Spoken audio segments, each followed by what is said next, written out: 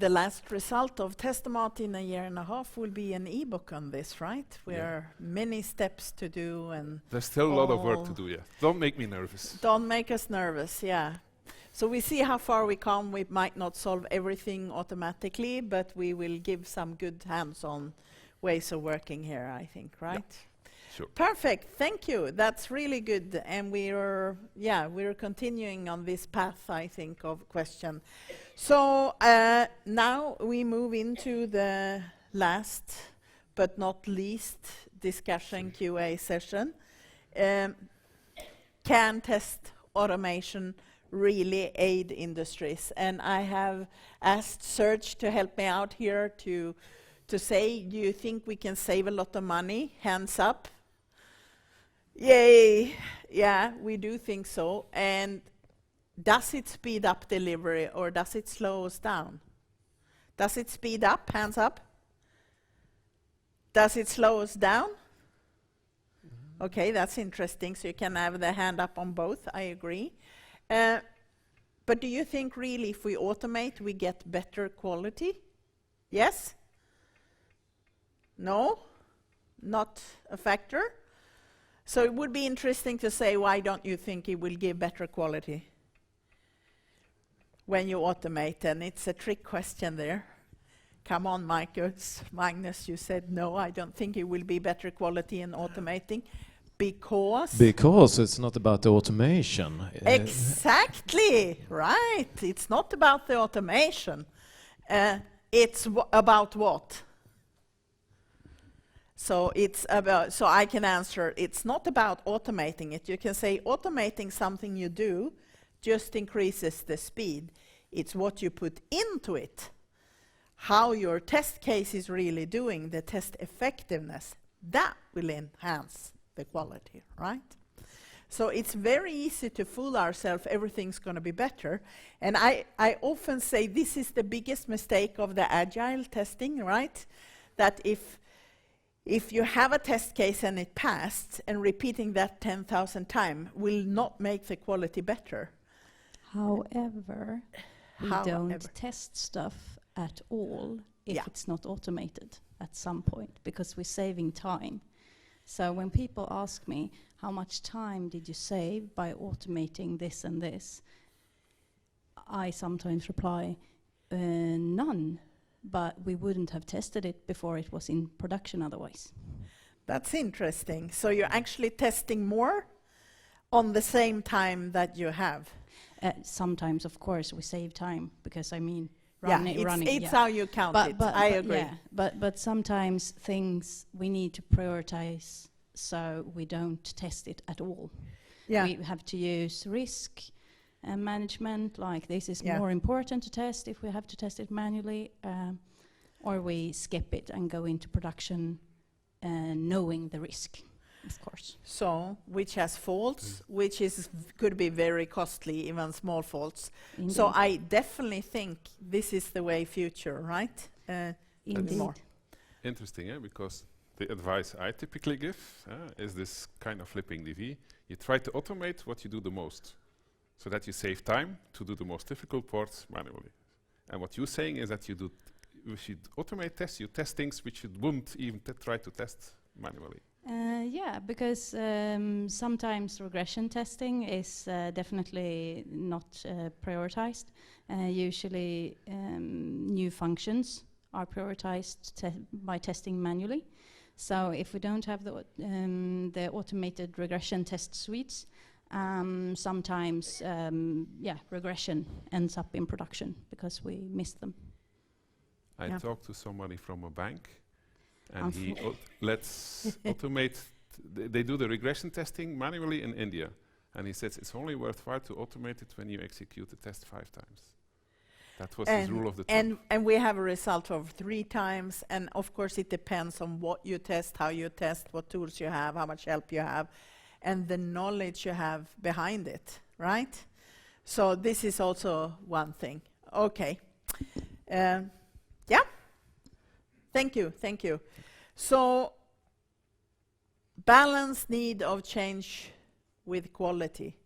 This is the trick we all have. We have a limited time, And the trick is to do as much as we can within that time and not lose quality. So, yeah, I should formulate an intelligent question, but right now I don't feel very intelligent. So my plan was really to say, can we do this? Can we do this balance? Do we know what balance is? Do we have the facts? So we have a lot of researchers here in the community. Do you think you have evidence enough for saying what's correct and what's the right balance? I see No. some doubt here. So can you voice your doubts? Yeah?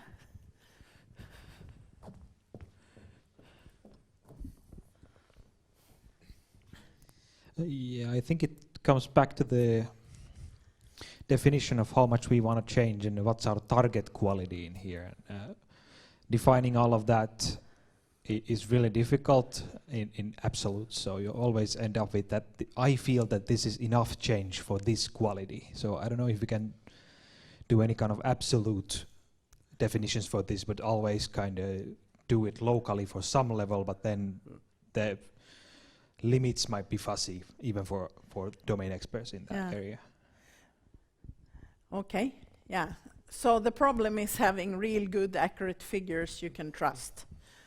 And I think also the challenge is the management a lot around that, right? Because sometimes it's more important to deliver quickly, and yeah, you take a chance, right? And sometimes chances go bad. Now you're back home And, trying to fix it. and then So actually I was challenged the other day when someone told me, well, test automation, we already done that. And I felt like, yeah, we done some part of it, but that people perceive, and I think this is really management, right? Now you automate it, now where is all the savings? So I want to bring back that sort of discussion or comments to you. I don't really feel, as a researcher, I feel we just started on this journey. It's so much unknowns, but I feel the problem is also convincing managers around that just because you have done it once, it doesn't mean all the qualities, all the bugs are gone. It's not like a complete one-to-one thing. We just do a sample, right, with our automation suites. And some do better samples than others. And the better techniques we have, we hope we will step into the unknown and solve all problems, right? But that's not always where we get. So Ollie, you're waving here. That sounds good.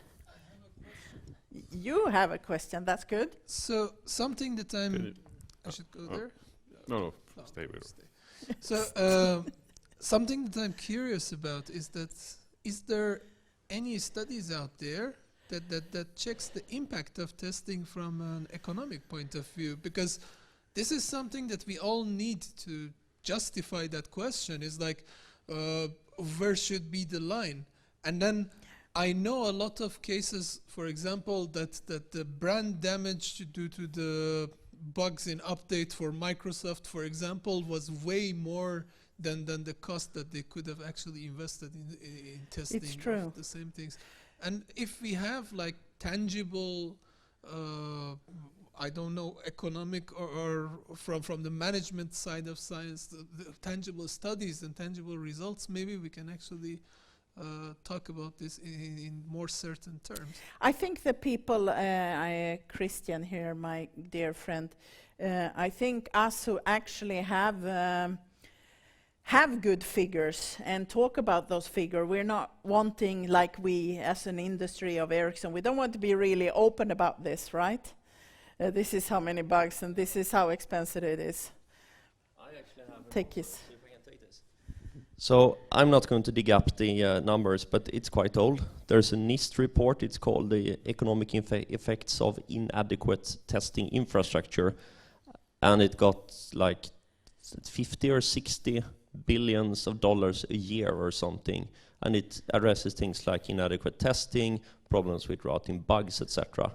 But I think that's unfortunately the newest one. Yeah, and that's 15 years old, or? Well, that's 15, 16 years old, and probably it's more expensive now because there's more software now.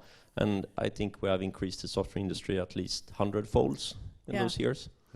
But it's I hard. think that's good enough. Because, and this is all the research, the reports I read, which is like, if you don't do enough testing, this is how bad it gets. But what you actually see, like, if you do good testing, this is how good it gets. No. And that's the kind of reports we need, and that's you never see. Yeah, and I also think this is an open research subject, right? That we need more in this cross-section between what is the cost and really calculating economic factors. I don't think there are enough researchers here to do this. But I mean, I would really like to dig into that, because that maybe, but then I have this sort of bad experience in my life that I was at Ericsson doing good testing, and then I had this result, and I thought, like, I have proven this works, and then it's like, I felt like, a little, that was your facts, it doesn't fit with mine, so you're wrong. My gut feeling is better, right? But I have facts, it's not like that, It's science, I can prove it. And it would still takes a lot to convince management. And I actually saw this joke on Twitter, I think it was this morning. This is a picture of a black hole, woo, right? And then the next was, and these are the scientists saying we have a climate change problem. No, it doesn't agree with how I view the world, so I don't believe the scientist, right? How can that be possible? So I'm thinking, even if we had the answer, how much it saves, I think testing will always be in that, but I'm not sure your figures are correct, because it doesn't rhyme with me. So I think that's a bit of the thing. But I think what we can do as individuals is do good management and show the results, and then people will say, wow, yeah, we noticed this. And I think we do have some experience across. And I mean, all serious companies in the business, they do good testing today, and they have invested. And I think especially if they have had a fault that made the newspapers once, that's when they really get management attention on it, right? So that's also a way to get people aware. And it might not be your business and neighboring business or a competitor, but it's still enough to say, right, we need to look at this. But everyone says managing risks. I think that is, I'm really scared about that, because we try to quantify the risk, but it's basically, it could happen. You never know, right? You might be that promille.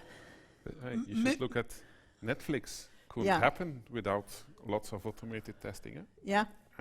And so you can't put in numbers, but that's for me a business case. Like, sure, without good testing, you cannot have something like. And still Netflix freezes at my home every night, right? Because that's because there's an if statement. If Sigrid else watching Netflix. No. I think it has to do with security and the internet and all these hacking devices that you can do. But one thing that I wanted to add is that maybe then it's some data that industrial researchers have access to this more, then you can go into the bug database of Ericsson, especially critical components, and say that if this bug that we caught quite early went into production, this was the estimated cost to Ericsson. Oh, absolutely. We also have numbers how much a bug costs in fields and so on. And of course, it's when you catch it that's important. And the earlier you catch it, you don't want it to leave your house. And this is my other worry about DevOps. If you let it happen, if you sort of test too close to the customer, it can happen in the customer environment, sort of. Even if it's really small, even the smallest comma can let the satellite fall down. That's so really, we want to make sure we find it early with preventive methods, and it's not so easy. And even if we find things out there that saves a lot, maybe one fault very early with a fussy requirement spec could really result in a lot of problems out there. But I think the whole point is if we automate our tests and we do it early, It will be also with DevOps more real data, which gives us the possibility to find more faults. So we're going to learn from this. So I think this really will be the future around it. Okay, so one more comment. Yeah, thank you. It's hard. Yeah, maybe just counter-argumenting this DevOps way of doing development and pushing features into production before they are actually tested well. And I think it's also a lot about the risk and damage mitigation that you can do. If you are a small startup, the positive side of just pushing something shitty into production and getting the validation that somebody actually cares about this is much more offset. That if you're a big company, then the damage might be large by having a faulty product. But if you don't have anything before that, nobody really cares if it is a shitty product. No. But if somebody cares about it and buys it, you know that you kind of struck gold here. Then you can do that. I agree. So one has to, Yeah, it's always it's okay. It All comes back to depends. balance. And then when you're doing it in a control environment, with satellites you cannot do it, but with web services, of course, you can do it. Okay, let's test it with a small subset, test in production, get the actual data, and get the actual telemetry out of it, and then decide if we actually want to do it properly. Yeah. That's also an interesting approach into this whole production quality issue. That is not not strictly testing, but it's the same thing on how do we produce quality in our software pipeline. Yeah, but it's also really a problem, because my experience, if you do a prototype like that, suddenly you have customers, you won't have time to rewrite everything. So you're kind of stuck in stuff. So a lot of prototypes, I think, makes it into the market that never should be there. But I mean, you got to have the funding somewhere, so I can agree on that picture, absolutely. And I think it will be like, the problem we have is, it really relates to, it's not only one software, it's so many different kinds. So how can we talk about that in one sentence, or because it's so different? So finding that variety and comparing it on scale, this is also an important task. So what are we talking about, sort of the context of how we test and what we test?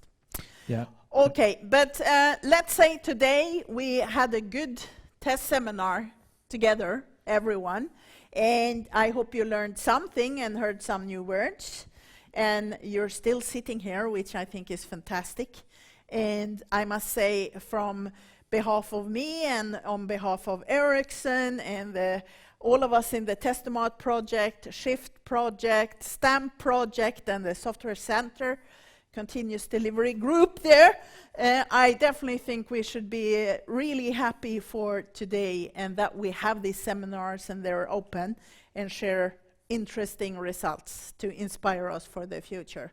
So thank you everyone for coming, and I hope you have a good day, and talk to all of us researchers and whatever we do in the future. So thank you. Thank you. Also a little thank to the technical staff. And we also should thank the technical staff, and especially Farhan, who's really been on the deep here, trying to arrange everything.